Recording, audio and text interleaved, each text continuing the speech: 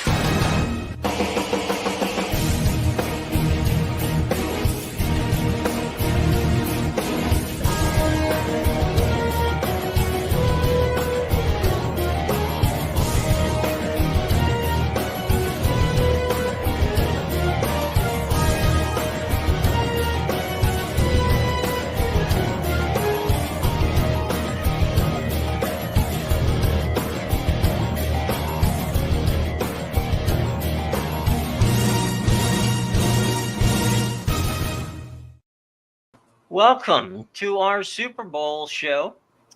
Thanks to our friends at CBS Sports for allowing us to use that, and to a point of privilege here, and that is Sean McManus, who's been the president of CBS Sports for 22 years, is retiring. This is his last Super Bowl. He will be in Vegas. He will be in one of the trucks out there.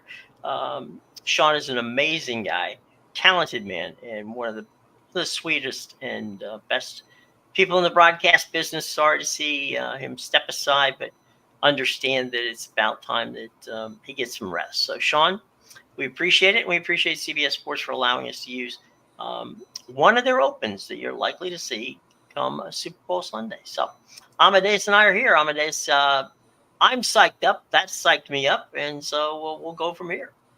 Yeah, big thanks to them. I mean, CBS knows how to do it. They got me hyped up for the game, and now I got to wait two days for it still, but that's okay, right? It's Super Bowl weekend, and this is what we've all been waiting for. This is what it's all been for all season. Yep. It's really, I think that those types of promos, and they take a long time to put together. They get everybody psyched. That's the kind of stuff you want to see, and you want to have fun with it, and there's no question CBS is going to have fun with the broadcast. And, it's like, from a production standpoint, from a television standpoint, the Super Bowl is where you try out a bunch of stuff you haven't even used before. And this is no different. We'll get into that in a few minutes, but CBS has some amazing technology that I don't know about you, but it's gotten to the point where the technology has gotten so good, you're not sure whether you're actually watching a real game or Madden. It's kind of like that situation. It's almost become so amazingly, it's almost like you're there, and you're not, but it makes it better to be home watching it than actually physically in the stadium. Yeah, and I'm sure, someday, 20 years down the line, it'll advance so much to the point where everyone's going to have an Oculus headset, and you'll actually be at the game watching it in the stands. Have you ever tried one of the virtually anyway? No, I haven't tried one myself, but I've seen a lot of people play it. It looks like a hell of a time.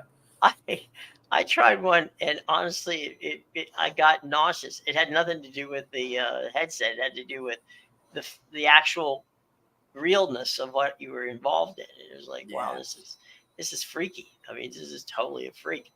Let's start with the important stuff. What's your go-to food on Super Bowl Sunday, or do you have one? Yeah, definitely. Yeah, I stick to more, more of the finger foods when it comes to Super Bowl. Yeah, of course. Obviously, I love me some chicken. So, chicken wings, or even I've been switching in recent years more to the boneless ones, just because they're easy for everybody. But yeah, definitely, some kind of chicken. Some kind of chicken meat, and pizza also is obviously a classic. I will another thing I like to do is I'll make my own nachos with the Tostitos, put them on a pan, put the cheese. I'll fry up some ground beef and put that on it too. So you got like a deconstructed cheeseburger going there. Yeah, it's like a meat because I know they do that in the restaurant where you get like the loaded nachos, but I don't know. We don't need like all that stuff. We're fine with just the cheese and the meat. It's like it's a nice little snack / meal. Are you a potato skins guy? No, not a potato skin kind of guy, but Okay. I'm a chicken skin kind of All guy right. for There sure. you go. Whenever we roast a chicken, my girlfriend hates the skin, so I get to Hey, eat the good thank old you very chicken. much. Yeah. Are you a spicy wings guy, or just more the traditional guy who likes to, dip it in perhaps some blue cheese or some ranch dip? I like a nice mild. Okay, fair enough. So not I like a little spice, but not too much. I can't really handle too much spice, so I'm Not not. You not the won't see Gordon me. Ramsay. Yeah. I was just about to say that you won't see me on the hot ones or anything like Right. that. Yeah. Great show, by the Definitely, way. yeah, I, won't be handling that kind of spice. I got my Flavor Town shirt on today. So I follow you right there. I mean, down with all that. There are occasions I do like some friends that I know make killer meatball subs, which are not, you can cut them in little bits and eat them, however you wish.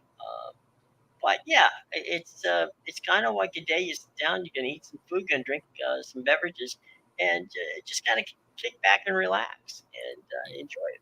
Do you have a lot Yeah, of? and I have I have a lot of women in my household, right? So Nothing wrong with that. they always love to make the joke to me because obviously my girlfriend works at a grocery store. They Sure. always love to make the joke to me that a Super Bowl morning on that Super Bowl Sunday, there's never a day of the year where you'll see more men in the supermarket all at the same time getting their stuff together, and then afternoon the stores just like dies down Right. completely. You want to go shopping? Go then. Yeah. I mean, I can remember working the game. Working the game, I didn't eat because you're in the middle of everything. You got stuff going, and even though there was plenty of food in craft services to eat whatever you wanted, I couldn't do it. My stomach. I was so geeked up about working and getting things right that I would eat after. Um, I'm not a big party guy with a bunch of people around. I prefer to have it like maybe 5 to 10 people tops.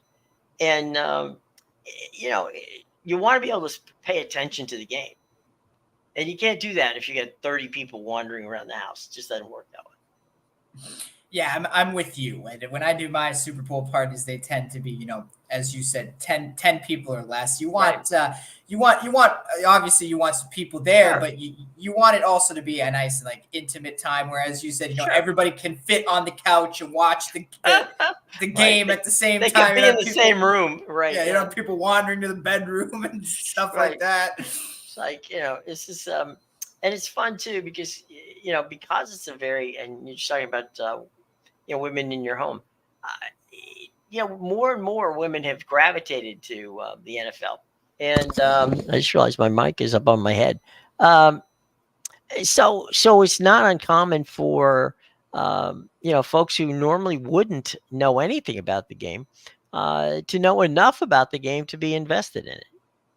Yeah, 100%. Obviously, everyone wants to talk about the new audience Mhm. Taylor Swift brought, and obviously the Swifties. So that's a ton of women Right. watching the game there. I've mentioned it before. People like my girlfriend's cousin Mhm. who wouldn't have normally watched a game, Mhm. but have watched them this year. Yeah, and really, it's not just that. The gambling I find has gotten a lot of people too because I have a lot of friends who are women and have gambling accounts that Mhm. never would have had that 5 years ago. So definitely, I think just the way everything has gone with betting and that stuff, absolutely, it's getting now. Even there's a professional women's hockey league which they Yeah. finally launched. So 100% moving in the right direction. That You mentioned something with the new gambling aspect to it, and that has not. It's not necessarily brought. Um, I mean, fans are fans, right? But what it has done is it has allowed people who are not necessarily sports people to really on one day, on Super Bowl Sunday, have an invested interest in what the game's going to be like. Because even if they put down $10 or $20, in the old days, that would have been like a pool, right? Well, now they're invested in, like you said, they've got an account with the MGM or Caesars or any number of books, and so this is their opportunity to kind of watch it and see how they do. And it really started with the fantasy thing. With fantasy sports, got people involved, and now, with the actual different game situations, it goes. Now, I don't know how much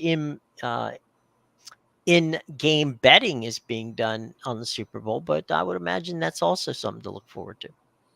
Oh yeah, definitely. There's tons of in-game betting done, especially when you start off the bat and you lose your coin toss bet. Then Right. you're looking to make that back right away with maybe is the first play going to be a runner or pass. So absolutely, there's always tons of game betting or in-game betting going on. You told me something which I've never forgotten, and that is don't chase a loss. Yeah. So when you're in-game betting, if you're losing, best to stop from that point. Yeah, absolutely. I don't recommend doing that, but I was just saying it as that's what No, people, I understand what you're saying. There's a large majority of people that'll do that. They'll lose Right. their coin toss bet, like, oh, I got to go make it back on the thing. I don't recommend doing that. I like to place my bets pre. And personally, if I'm going to place an in-game bet, it's usually based off how the game is going. Maybe the way I thought the game was going to go has changed in my mind, and I'm expecting something different to happen in the second half. Hedging your bet type of thing, or maybe I'm super confident and I'm doubling down just because I feel like that this is I've pinned it correctly and this is how it's going to continue to go. Things are going in the right direction. Why screw it up, right? So there's that. I think that one of the my wife makes bets based on the color of the teams, so the jersey colors, and so this time she's on the Niners because of the cream. The scarlet and gold. From that standpoint, and not on the Chiefs, red and white. So there's that faction to it. I mean, frankly, I think it's fun that people get involved, regardless of how it is. I mean, however you bring them to this television set, whether it's Taylor Swift, whether it's the colors of the game, whether it's the commercials, it doesn't matter to me as long as they're enjoying it. That's all that counts. Yeah, no, definitely, right? And that's the thing. Like, we talk about how gambling has brought people in as well, and it gives you, as you said, there's something for both people. There's the casual fan who maybe is watching the game with friends and doesn't really have a stake in the Super Bowl, but everybody's on the Chiefs, so I'm gonna throw $20 on the Chiefs in my betting account just so I have a reason to watch the game. Right. But also, for the big sports fans watch it, right? Like my teams are crap. We're well aware the teams I cheer for are crap. Right. So sometimes you got to ask yourself, like, on any given night, what do I have to cheer for? I'm not going to watch a Sharks game. Like, come on, right? I used to watch a lot of Sharks games when they were, when they were good. Yeah. When they were going to the Stanley Cup final and losing Sidney Crosby. But so then on any given night, for people like that who maybe don't have a good sports team to watch but love sports, the Lakers and the Warriors are playing tonight. If I place a bet, I have a reason to watch that game now and enjoy it. Right. You're invested in it. And, I don't know about you, but people will, my phone will blow up for the past week about people wanting to know something about the game, people getting involved, whether it's betting on whatever, whether it's prop bets or regular. And look, I'm down with that. You want to do that? I'm fine with it. You're not bothering me, at least. But when it comes game time, I would prefer you not in the conversation with, so what do you think's coming next? Because I'm not Tony Romo and I'm not going to predict what play's coming. But you just want to sit back and enjoy the game. Yeah, that's the thing, right? Like I said, there's always in-game betting being done, but everybody's different. Personally, I'm the type of person where I like to place my bets and then watch the game. I'm not going to be sitting there like, oh, all right, I'm going to bet if this next play is a pass. And that's the thing, right? You got to be careful. The books and try to entice you with stuff like that. Sure. Where, oh, you know, bet on every play of the game, every snap. It's why do you want to bet on every snap? You don't need to bet on every snap especially if you're already invested in the final product of the game. It all leads up into the one result. So there's no need to bet on every single snap. No. And you know, we always say this, and it's something that is important, and that is you need to gamble responsibly. Don't bet if you can't afford to bet. Okay, you want to be able to, you know, you don't want to get off to a bad start in gambling. Okay, you want to use your common sense, and it basically, I don't know about you, but you know, you're in it as a profession. Okay. My situation is I would take money and say, okay, this is what I would spend on a dinner, you know, out, or an evening out. So, all right, I'm in, and I'll invest it in this because it's fun. Okay. You need to understand fun is, you know, Amedeus is a professional. I would not consider myself a professional anything from that standpoint. So if I'm making a purchase, you know, a bet, it's based on having fun for that evening, and not necessarily going, you know, from my standpoint, going into a situation where I'm going to spend money and lose it because I, you know, I feel like I can double my money. I don't know that. You're a professional. I'm not, and that's why I just say, look, you know, it's fun to do it. Do it. Okay, have fun, but don't put yourself in, you know, in a bad way. Yeah, that's the thing with gambling is it's very hard to make money, but it's very easy to lose it quickly. So even if you can afford it, like that doesn't mean you should just, oh well, you know, I got 1,000 in my account now, plop it on one of these teams to try and double my money. Like again, there's a way to gamble responsibly, even if you can afford to lose the $1,000. Like you shouldn't do. I know people who used to like put their rent money on plays and things like that, and these were professionals too, so they knew what they were doing. But you know, always something I would never recommend to ever do. And that's why, you know, there's a well-known saying out there with well, not so much a saying, but a rule. The first rule of gambling is, you know, you only bet 10% of your bankroll should be what your unit size is. And then as you increase your bankroll, if you want to increase your unit size, you know, do so accordingly. But you don't just, as you said, you know, go full force into it. Let's just throw the whole account or things like that, because that leads to bad roads. Right, and you know, it's the whole thing is fun, and Super Bowl Sunday is a fun opportunity. You know, let's talk a little bit about the numbers. Okay, so here's the first number we're going to show you: $6,680. That's the average cost of a ticket to the past 5 Super Bowls. It's a pretty substantial chunk of change. So now you're going to tell me this year's, right? It's double that. And the number is $8,500. Well, for all intents and purposes, $8,600 for one ticket. Yeah. Just after the conference championship, it became an increase of 113% from last year's Super Bowl number. Wow.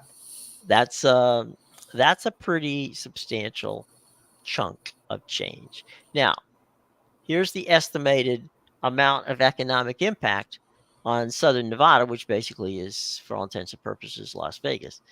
$1.1 billion. Now, that's a little bit of a flaky estimate. You don't really know.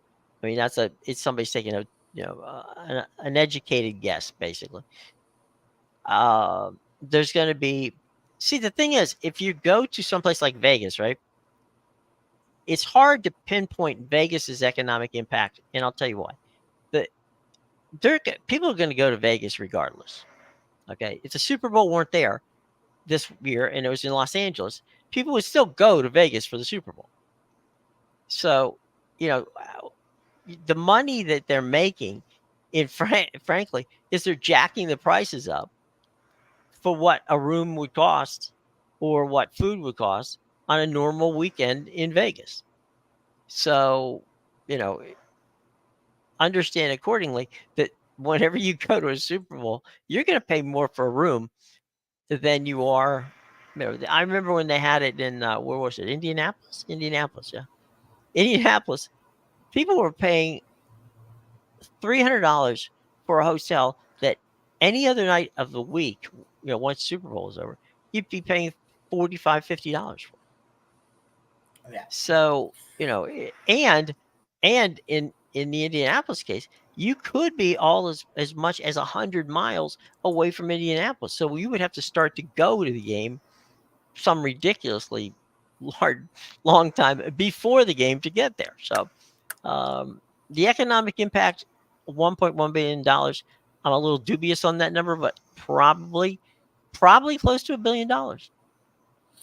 Yeah, and that's the key thing, right? Because, like, as you said, people were going to go to Vegas regardless. Some people, let's say it was in LA, some people would prefer to go to Vegas and watch the Super Bowl there. So, yeah, you really got to take that number with a grain of salt. They jack up the prices for everything. They do it during March Madness. They do it at the beginning of the football season because they know people are going for the Westgate Super Contest and Circa contests or things like that, right? You got to get yourself enrolled in those.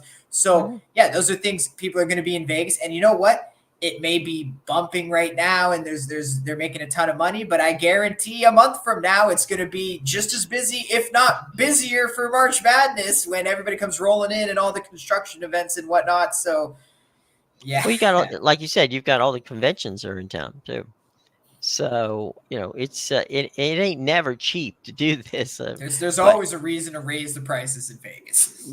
And they can find them very easily. Now I'm going to throw this up on here. Something that we spoke about yesterday.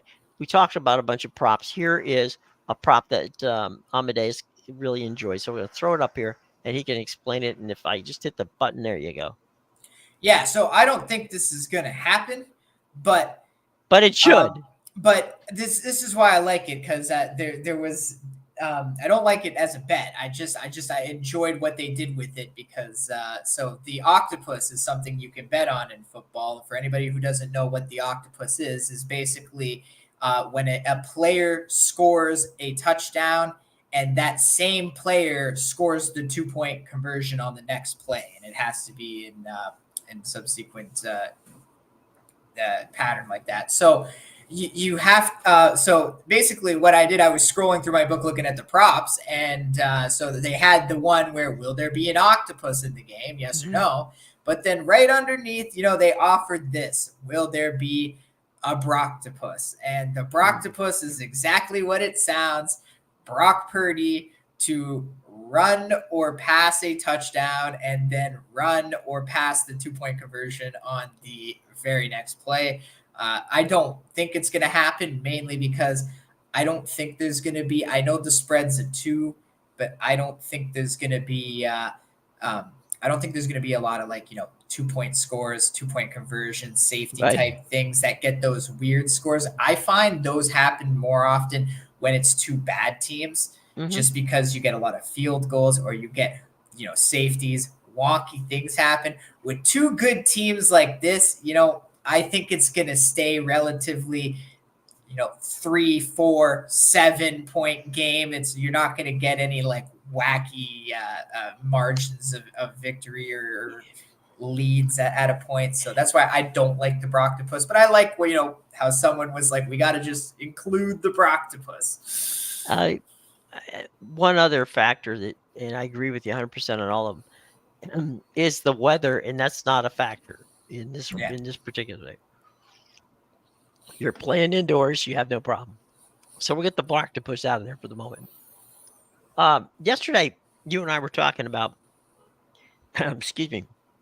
about how we think it's going to be a relatively low-scoring game, not a big scoring game, because of the way these 2 teams are put together. But Peyton Manning had a great story, which I saw yesterday, and he was talking about close games, and this happened to be a game that he and Brady were involved in in the playoffs.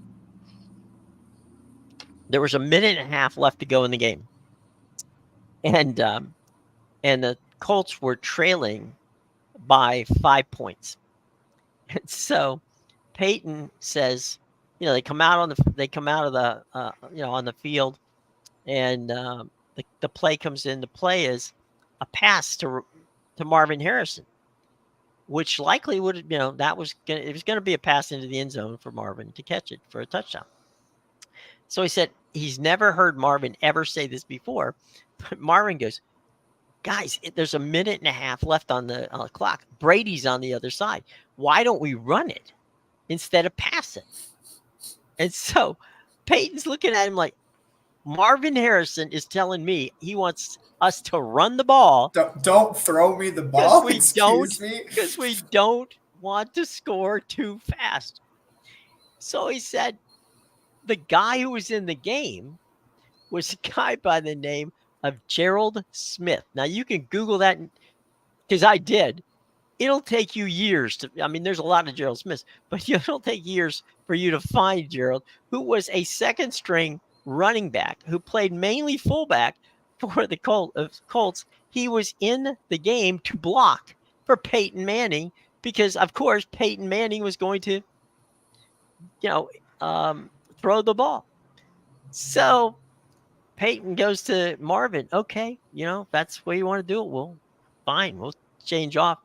And so takes a snap, goes back, hands the ball to his back, and the back scores. And Harrison walks over and goes, what part of milking the clock did you not get?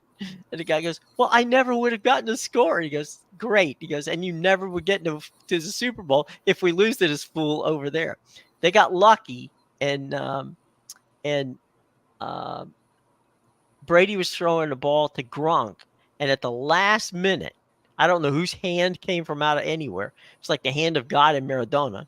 You see this hand pop up there and ping, knock it away from Gronk, because Gronk was just standing there. It was a touchdown made to be. They went all the way down the field to get it. And so it's like, okay, sometimes you get lucky. And that was one of those times. Got another video to show you. And this is a little bit of behind the scenes of what's going to happen technology-wise. And we'll talk about it afterwards. Here's something that's going to happen.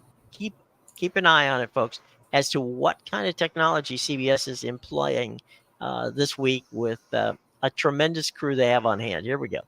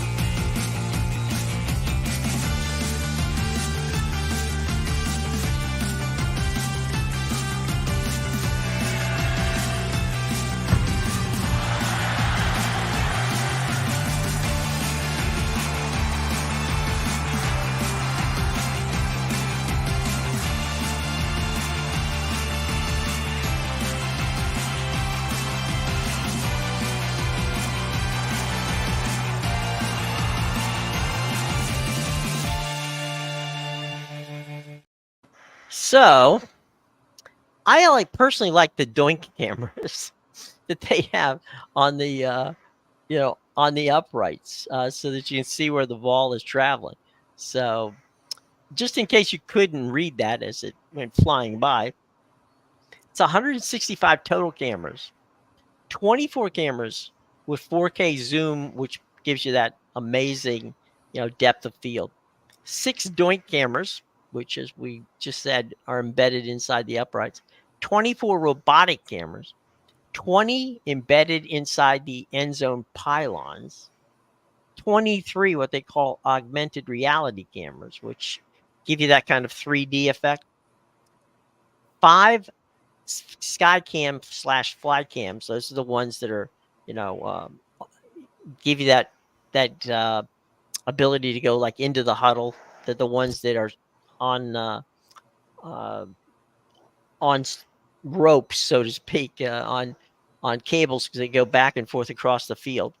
3 drone cameras outside, 5 depth of field cameras, 6 different sets, okay, on the Vegas Strip and inside the stadium, 49 replay machines, 600, that's right, 600 record playback channels, and 19 mobile units. So you think CBS has got enough to take care of not missing anything come Sunday?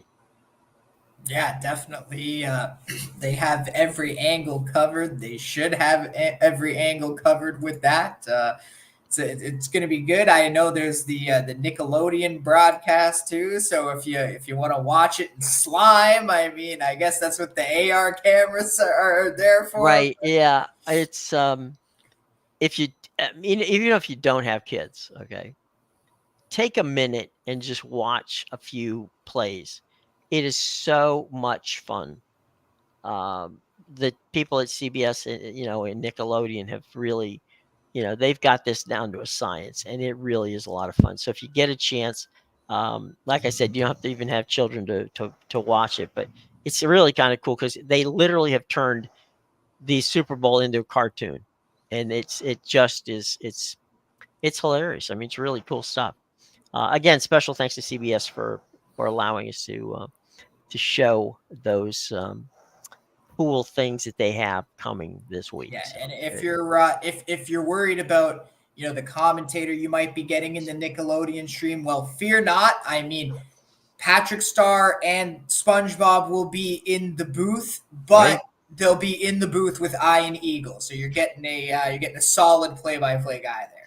You're getting a good play-by-play guy. You're getting some guys. I think Nate Burleson and some of the other guys are going to be around. So they definitely will take care of you there. And they have a history of doing some really cool stuff with that game. And so check out your Nickelodeon channels. That ought to be fun. All right, let's talk a little bit about the game as we get ready for it. Again, if you want Amedeus's pick, by all means, go to the show box below and get it. And, there'll be other things there that you're going to want to take a look at as well. So by all means, it's the investment to check it out. Let's go key position by key position and say, who's got the edge here? We'll start with quarterback. Just because, you got Brock Purdy, you got Patrick Mahomes. Okay, Mahomes has been here. Purdy, hasn't. But I don't know that frankly, that it's that big a deal for Brock Purdy. Yeah, definitely. I think you're going to find in a lot of these positions, it's pretty much even across the board. Right. Especially if you look at the stats this year, you can make the case Brock Purdy's been the better quarterback this season.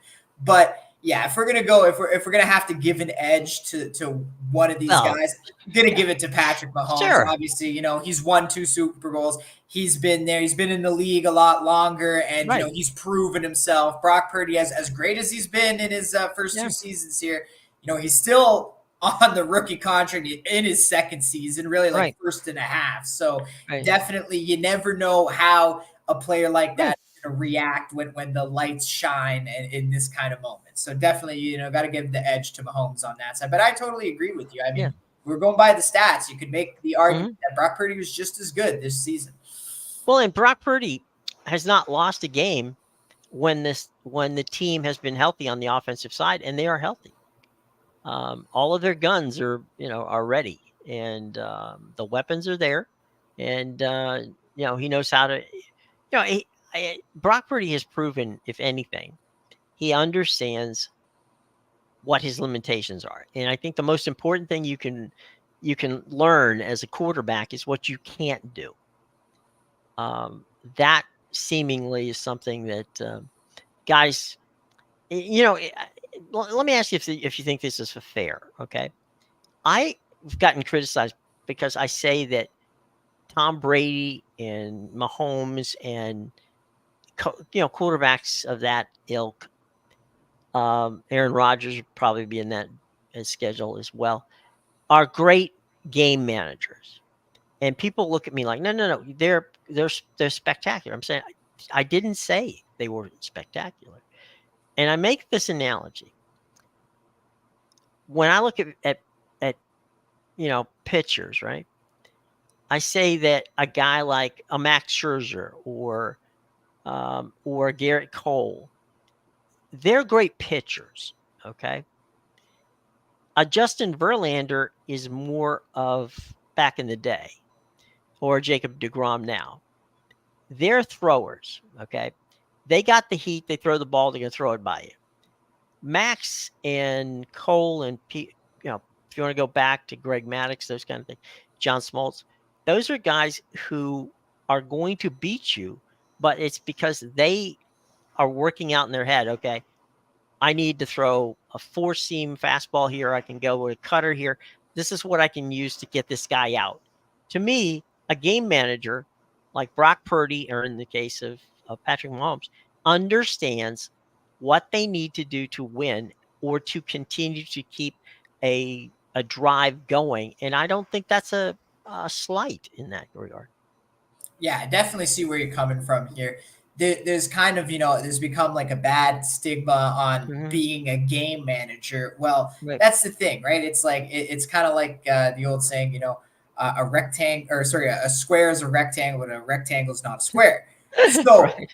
Yeah, like, okay, some guys are game managers and not playmakers, but I think to be a playmaker and an elite quarterback, you also have to be a great manager. Right. And that just comes with game script, right? You have to know, and your story that you just told about Peyton Manning really goes well with that. You, as a quarterback, you got to know, we have a chance to take the lead here. There's a minute on the clock. We can drive down the field, but I don't want to leave the other guy on the other side, right? So like and even you can be a playmaker and not a game manager and not be an elite quarterback, because a playmaker can go out there, score a touchdown right away, but if you're going to leave a minute for the other guy to come back, that's not great.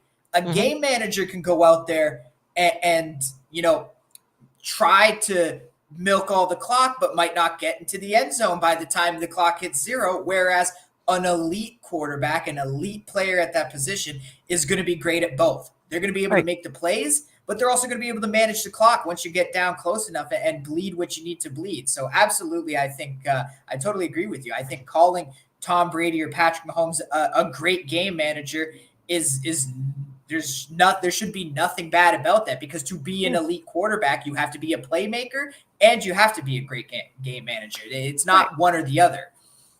Yeah, and like I said, if you're talking pitchers, nobody ever says Garrett Cole or Max Scherzer are not brilliant pitchers. They understand, that part of the game is to understand the game within the game, which is managing the game. So, yeah, I think that's it. Running side of the coin, I'm going to say pretty close to even, and I'll say the only reason I say this is why is that the 49ers have the backs to run, but the offense that Kyle runs with that is more of the old West Coast type thing that Andy likes to do sometimes, and that's taking the ball and dinking and doinking a little bit. So I don't know. I think obviously Christian McCaffrey is a most valuable player candidate in any season. So can he run? Yes, of course. But the Pacheco kid over on Kansas City is not bad either. Yeah, and like I said, a lot of these, when we compare these players at the position, they're pretty much even, and that's why these teams are in the Super Bowl. They're pretty much even either way, and Pacheco's having a great season, but if we're going to give an edge to somebody, I'm going to give it to McCaffrey, just because, again, he's been in the league longer. Maybe he hasn't been in this particular situation, which Pacheco obviously was in last year, but I think overall, from what we've seen, Christian McCaffrey's been more consistent. He's been the better running back in the NFL. So I would give the edge to the 49ers in that category. Yeah, I would say that that's not by any means is that a bad thing. I think you're absolutely spot on in that regard. Let's go. This is one of those things where you go tight end, right? That's got to be 100% straight up tie. I mean, Kelsey against, it's just I don't know. I don't see how you look at it and say that these two guys are not basically the same guy.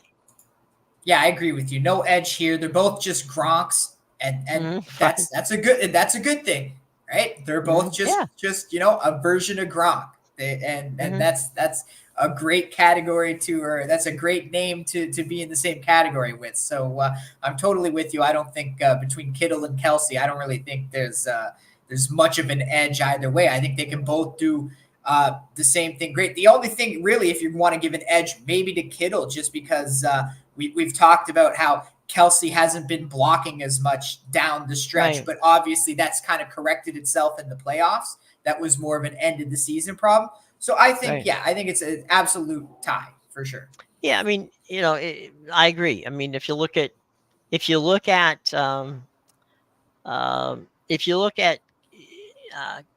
Kelsey, Kittle is faster, but not that much. I mean, you don't look for your tight end to go downfield that much anyway. So there's that. So there's, from that standpoint. Offensive lines, pretty much the same. I wouldn't give one side or the other. An edge on that one. Playmakers, wide receivers, that one I think I'd have to give to the Niners. Yeah, I agree with that one. That's pretty big edge for the Niners as well. Yeah, because it's not just Deebo Samuel. You also have Brandon Ayuk, who, like, we've talked a lot about how Deebo Samuel gets him open a lot. He actually led the team in receiving yards. Juwan Jennings stepped up when he needed to. So definitely the receiving corps I'd give to the 49ers, just because on the other side we got, Brick Hands and Butterfingers, Kadarius Toney, and right. Yeah, I basically I had a show I was doing yesterday, and they were forcing for MVP in the Super Bowl, and I went with Ayuk. I said, you know what, this kid could surprise people, and especially when you've got the talented group that they have. I mean, he can be, like you said, he led. If you asked most people who led the team in receptions, I'm sure his Ayuk's name would not come up. Yeah, he led not in receiving yards. He led the team. The key stat. Yeah, so that's the thing. Like, everybody thinks Debo's the number one. Debo's the best receiver. Debo gets a lot of people open, right? So and a lot of people outperform Debo just because he doesn't get the ball all the time when there's 2-3 defenders on him. So absolutely, I think that's a great pick, Jim. Just because if the Chiefs win, the MVP goes to Mahomes no matter what. It doesn't matter what any other person does on the field. It's going to Mahomes. And if the 49ers win, it doesn't matter what Brock Purdy does on the field. It's not going to go to him. Yeah, he's not going to get that kind of respect. It's always going to be, McCaffrey and Kittle and Ayuk and Deebo carried him. So one of those will get it for sure. Right. That'll be the excuse where, McCaffrey can't win the regular season MVP, but he can win the Super Bowl one because you get discredit Brock Purdy if they win. Right. It's like, the guy is just, all he does is win. So there you go. All right, so let's go on your side of the ball, the defense.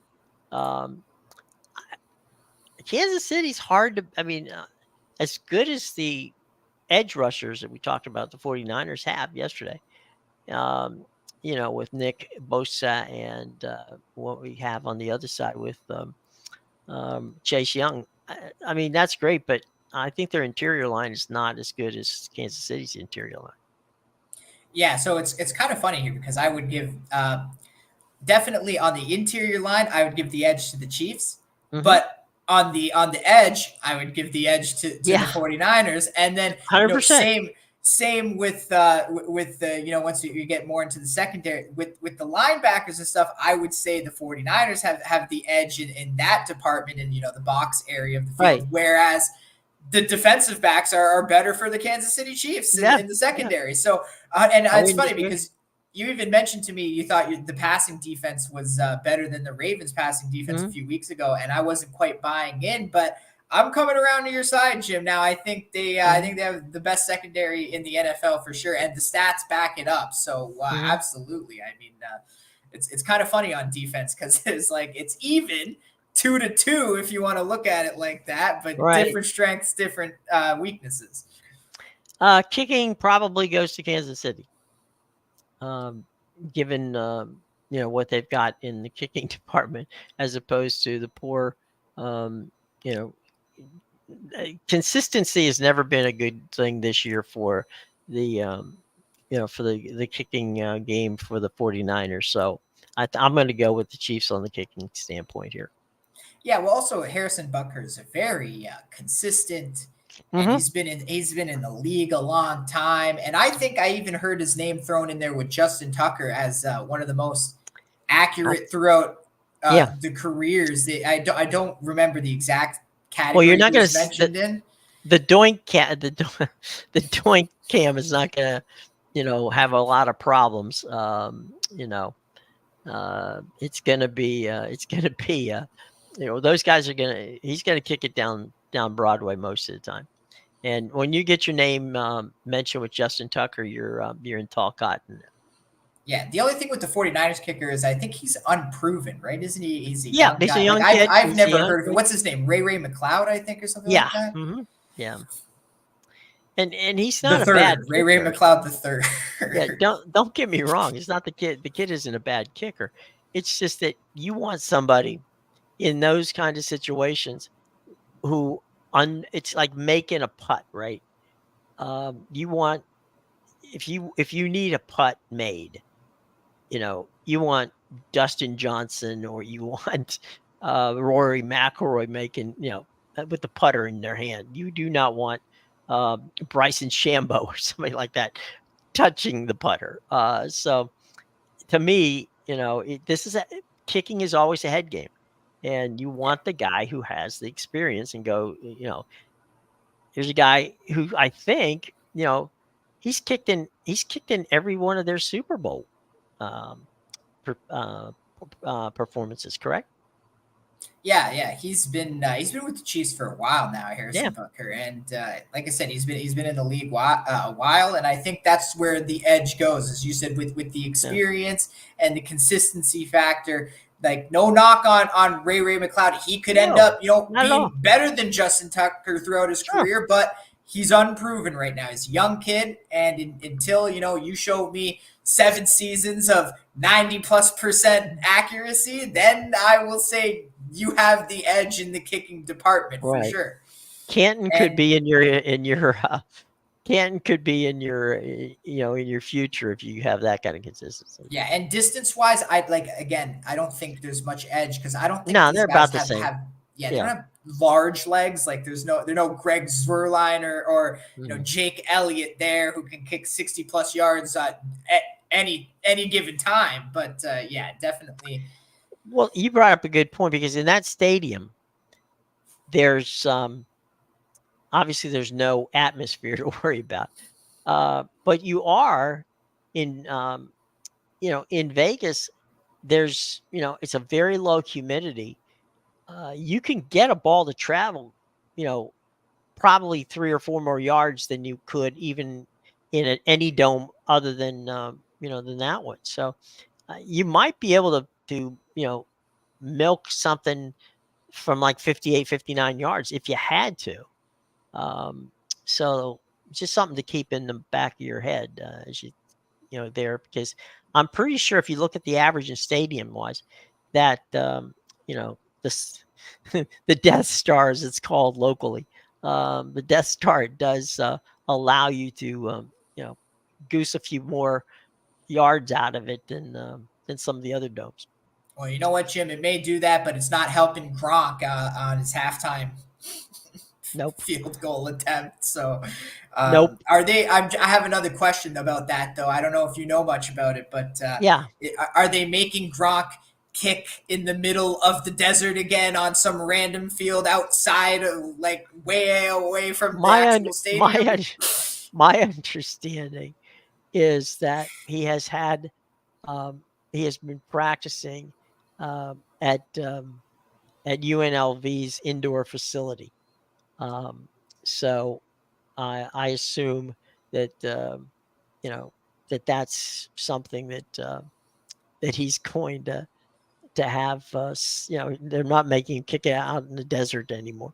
Yeah, From no, that no knock standpoint. on FanDuel. It's just like when they announced it last year, I was expecting, maybe after the halftime show, okay, you got 2 minutes, Yeah. run out there, do your kick, and that's it, right? But Right. no, they made him like in the middle of the desert. It was like pitch black outside, Right. and it was in Arizona, I think, right? That's why it was in Yeah. the middle of the desert too. But yeah, it was terrible planning. That I wasn't expecting it to be bad, and had I known the conditions were going to be like that, then maybe I would have said he's not going to make the kick. But I hope they let him do it in the UNLV facility or something. Well, I think they're going to let him do it at the at the where is it? It might even be at the T-Mobile Arena. Oh, okay. That indoor little scenario Yeah. there. Yeah. Okay. I mean, basically, obviously, that's a hockey arena, but he's not going to kick it that high anyway. No, he doesn't have to worry that the crossbar. He might have trouble. Last year, he had trouble clearing the crossbar of the hockey goal. I'm not so sure. Look, I love Gronk. I do, and he is one of the nicest guys and a super person. But good God. He was dealing there's with no wind way and I'm going to stuff. bet him on him. I'm sorry. And he was dealing with wind and stuff too. Yeah. Like that was it was bad planning, I thought. But to be fair, it's a free bet. FanDuel is offering it. It's for free. You have to pick if he's gonna make or miss. And to be fair to FanDuel, they realized what happened last year and they paid everybody out the bonus anyway, even though he missed. They did say, sorry, we're going to give you the bonus anyway. But I was expecting like more of a spectacle at halftime. I was just a little disappointed in the way. So I'm hoping, as you said, maybe they have it in a nice contained area this year where it looks a lot better than it looked last year. Well, there's that. And then there's the, how bad was he? I mean, good Lord. Yeah, it did hook quite a bit. It looked like my golf swing, Jim. It's like my drive. That's why I don't use the driver anymore. Yeah. One more thing to talk about before we get cruising out of here for some stuff. But and that is coaches. We got Andy Reid, who is clearly a Hall of Fame coach, and we got Kyle Shanahan, who is one of the good young minds in the NFL. It's hard in this case not to go and want to give Andy the benefit of the doubt here. And in fairness to Andy, who is an offensive guy, a lot, and you've pointed this out numerous times, a lot of the success of the Kansas City Chiefs has come because of the benefit of having, a defensive team that can play, and Steve Spagnuolo as his DC. Yeah, I'm gonna say even, no edge either side, because as you said, Andy Reid has the experience. He's won the Super Bowl. Obviously, Kyle Shanahan hasn't, achieved that yet. Yeah. But that's the thing, right? Like Andy Reid, he's got that. But if you look for the longest time, Andy Reid, I used to hear like my friends' parents talk all about it. Just he was the best regular season coach of all time. Sucked in the playoffs, and that was his stigma for the longest time until he got Patrick Mahomes, and Patrick Mahomes has helped him get past. I don't think there's any doubt about that. Yeah, he's helped him get over that line, obviously, because you have more of a playmaker than you did with Alex Smith. But at the same time, I think the edge is even, because even though Kyle Shanahan hasn't won one yet. I think, as you said, with the mind aspect, he's just as good a coach as Andy Reid. And if anything, you could say it runs in Kyle Shanahan's blood. Look at his father. Look at the 2013 Washington Redskins roster that they had. That was how many people? Sean McVay, Nick Sirianni, like Kyle Shanahan was on it. So it runs in the family with the Shanahans. So you can't give an edge either way, I think. Yeah, and for me, it's tough because I know both these guys. I like both these guys. I like them both too. So, my pick, and again, be sure to check out all the stuff that Amedeus has. You're going to love it. For what it's worth, as the old saying goes. My pick is I'm going to go with the 49ers in the game. I know that's not necessarily where the money's moving at the moment, but I just have a feeling that they're focused, they're healthy, and it's the kind of year that that favors them in that regard. Yeah, well, like you said, I can't make a pick because if you want to know what I'm on, go check out the premium pick. And it's not fair, folks, to make him pick something. All right, so but I will, if I have to pick something, I will leave the audience with this. We've talked a lot about it, and the props kind of alluded to. I like the under in this game. I think it's a low-scoring one, and as I've mentioned with these two defenses in the second half, even if we get a high-scoring first half, don't be surprised if there's 10 points scored in the second half. All right, real quick. Here's the players who have Hall of Fame. They'll vote on the Hall of Fame tomorrow. Here's the players who made the first cut. Okay, and that is Julius Peppers. Talking about defense, Devin Hester. Now, Devin, great to see that. Devin Hester, to me, is, and correct me if I'm wrong, folks.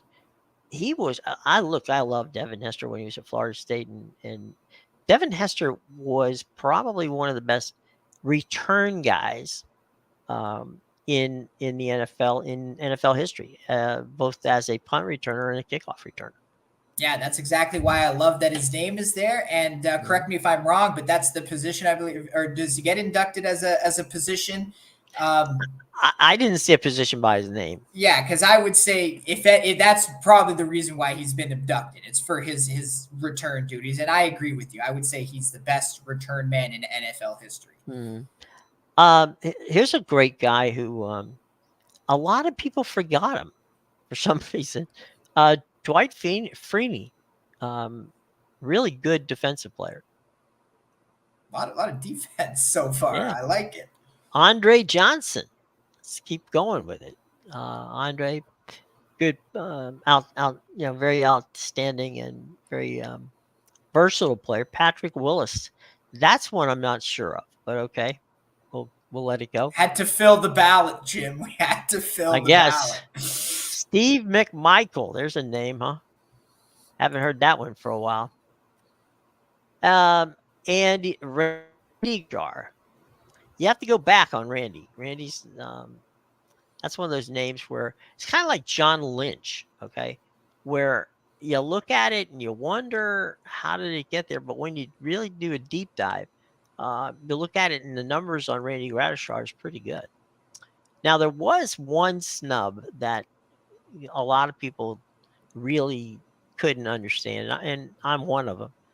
Former Chargers tight end Antonio Gates.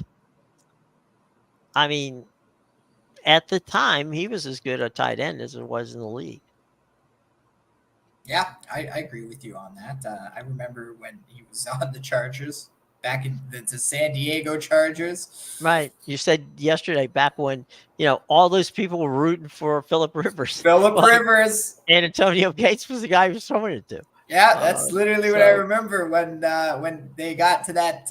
I think I remember the last playoff game they were in too. Yeah, been a while. Yeah, but no, I think that. Look, one of the things that I like about the Pro Football Hall of Fame, and one of the things that drives me nuts about the Major League Baseball Hall of Fame, is that the people who are voters in the NFL are each team has a representative, okay? And that representative could be a newspaper guy. That representative could be a broadcaster. So they mix it up.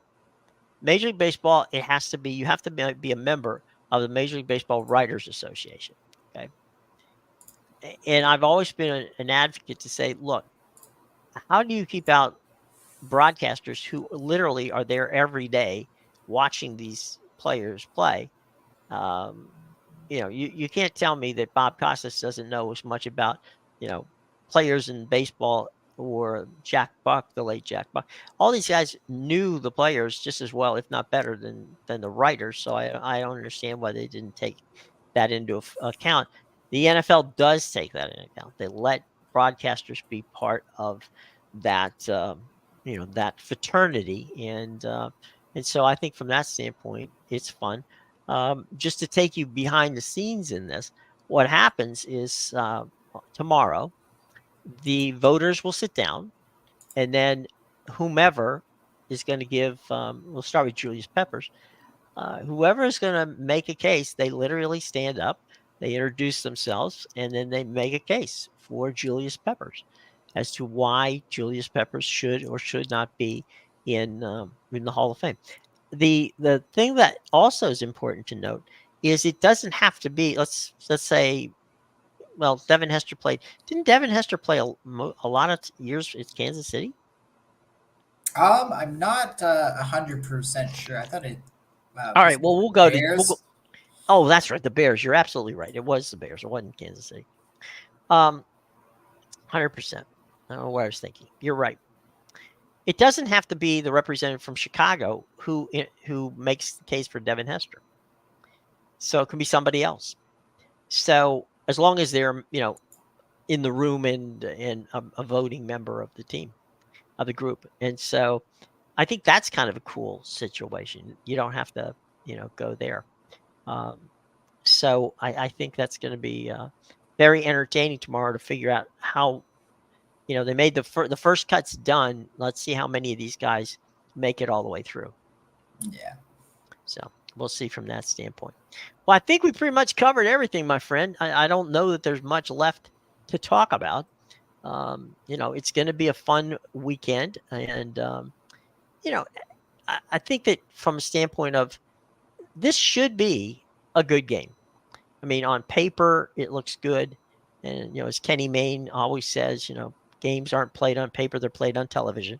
And he's right. But I do think it's going to be a lot of fun. And I think that regardless if you're a Chiefs fan or a 49ers fan, you're gonna enjoy the game.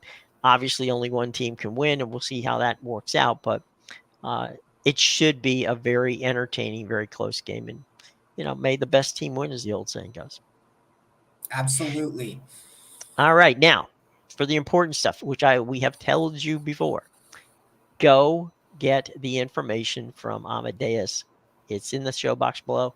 It will be there all weekend, all the way up to, when, as my buddy Gene Deckerhoff likes to say, when toe meets leather, which is one of the great kickoff lines in all of football.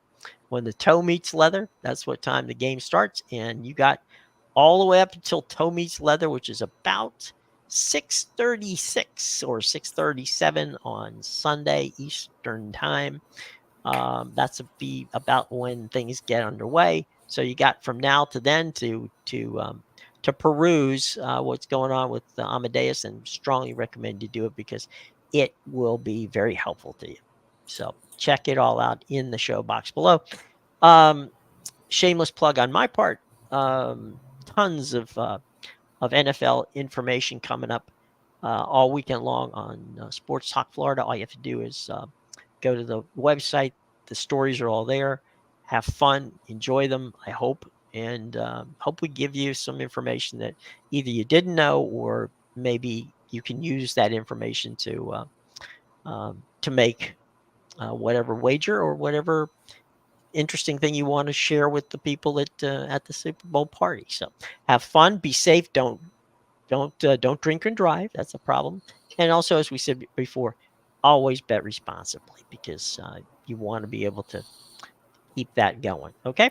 All right. Amedeus, any last thoughts, my friend? Yeah, as the great Rye Cape would say, let's cash some tickets. It's Super Bowl weekend. Of course. I mean, Rye Cape knows what to do. All right, buddy. We'll be back on Monday, and we'll have an opportunity to tell you, how did either of these teams make that big win? Okay. Until then, everybody have a wonderful Super Bowl weekend. Be safe, and we will see you Monday.